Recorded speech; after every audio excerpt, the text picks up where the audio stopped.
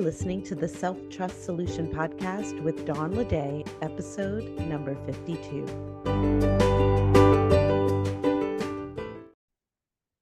Welcome back. Today we're going to talk about striving for confidence. If you think you need to be more confident before you can reach your goals, this episode is for you. We'll look at the different types of confidence and how determining which you are requiring of yourself makes a world of difference to how you move forward. The role of self-trust in confidence, the path to confidence in achieving your goals, and how to create more confidence.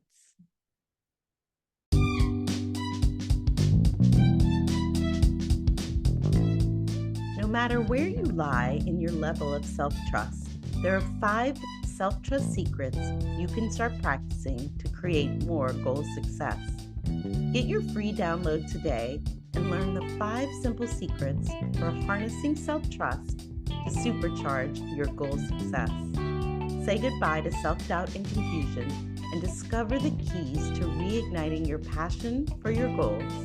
Grab your copy now at theselftrustcoach.com/5 secrets.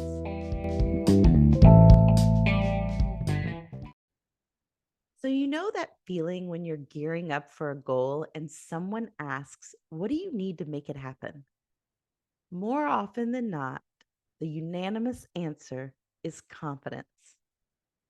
It's like this secret sauce that we believe will turn challenges into wins. But, and there's always a but, what if we're looking at it all wrong? Look, confidence is amazing, but it's not everything. And in fact, it can become a trap if you believe you need it, but don't have it. And I see this all the time. It creates this unfair disadvantage where we think confidence is necessary, but in order to build it, we have to have it. And we don't have it because we haven't built it.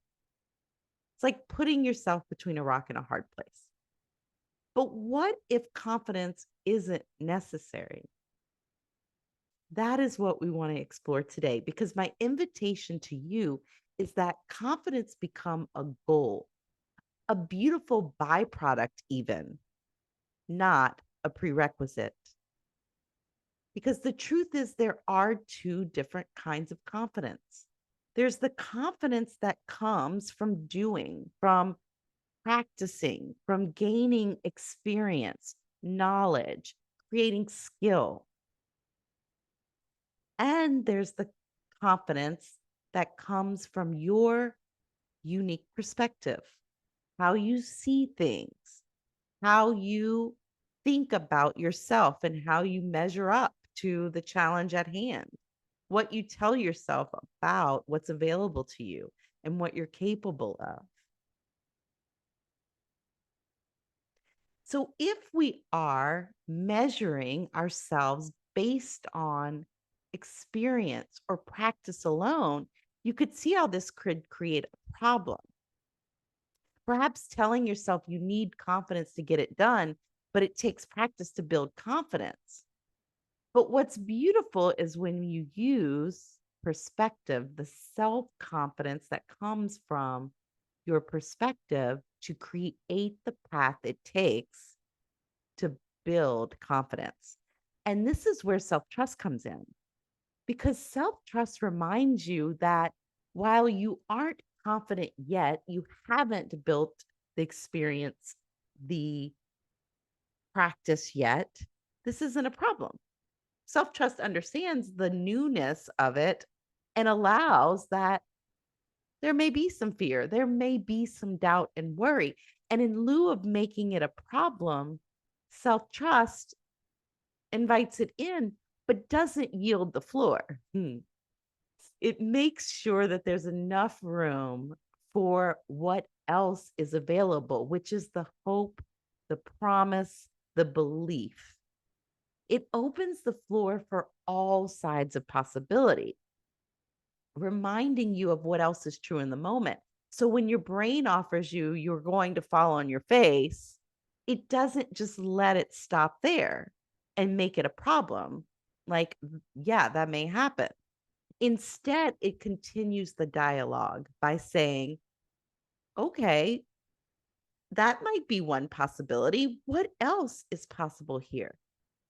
Maybe even how can I make it 100% worth it, even if I do fall on my face? What do I even mean by falling on my face? Self trust reminds you of your strength and resilience, your history of getting through, of triumph, of overcoming and bouncing back.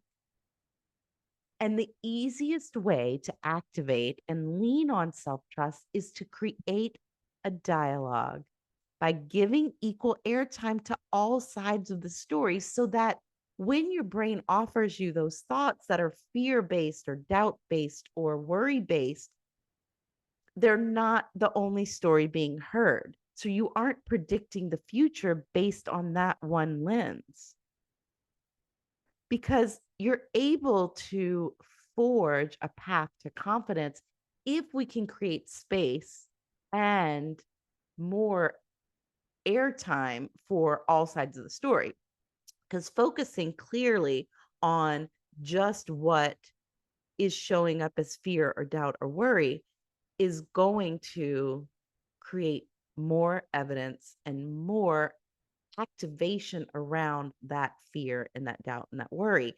Whereas if you give equal airtime to the hope and the promise and the belief and the possibility, then your brain will also at least utilize some energy, equal energy, maybe even, of finding evidence to support that as well.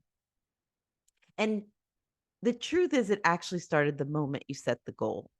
When you turned that idea into a plan, this plan was backed by belief, or else you would have never actually decided it was a goal. And if confidence was available then, it's totally available now because that's the type of confidence that comes from your choice to believe in the possibility, to believe in you and your capability. And if confidence wasn't available, then maybe it was hope. Brilliant. It's enough. Whatever it was, that is where you started with commitment. And anytime we commit to something, there is going to be some fear or doubt or worry. And you know what your brand of answer to commitment is. We often see it, right? And it can repeat. So you can just expect it, welcome it even. Just don't let it be the final say. Remind yourself of what else is true. And then when we do create that dialogue of what else is true, reminding yourself that while there are thoughts that can create some fear and doubt and worry because we're telling ourselves about some uncertainty or some predictions, we want to at least give it like we're going to predict the future. Let's predict it also in our favor, at least equally, because then we can create what we need to move forward. And that's just the next step. We've got commitment, which is going to bring up some fear or doubt or worry. And then we want to create enough of that dialogue of looking at all sides of what's possible so that we can create what we need to move forward. And sometimes that's courage. That's a big one for me, or determination. So you want to check in and see what it is for you. Doesn't have to be confidence. It can be courage or tenacity or determination or perseverance. Whatever will get you practicing and building experience, building knowledge, building skill, whatever it is that you are working on, this is what starts to create capability and then competence, which will lead to confidence. And you can create more of it by not stopping, by telling yourself the whole truth, not just one tiny side of the story. We do that by creating that dialogue, by answering the thoughts of fear and doubt. Instead of viewing them as adversaries or worse, the whole truth, we expect them. And then we look at the other side. We remind ourselves of what we're capable of our commitment.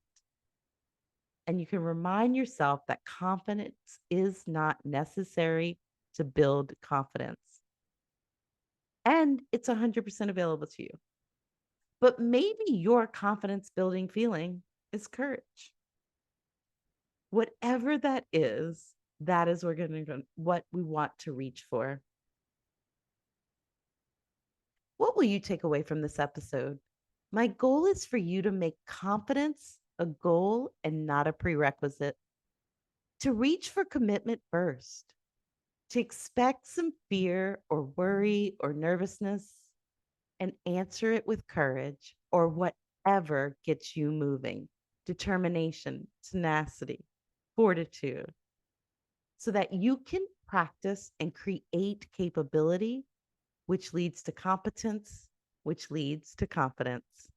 And all along the way, trust in your ability to try, learn, execute, and repeat all the way to success. Thank you for joining me today on the Self-Trust Solution Podcast. If you enjoyed this episode, don't forget to leave a review. This helps me reach new listeners, continue to create content, and brings me joy in my mission to serve. Join us next week for episode number 53. Thanks for tuning in and have a trust-filled week.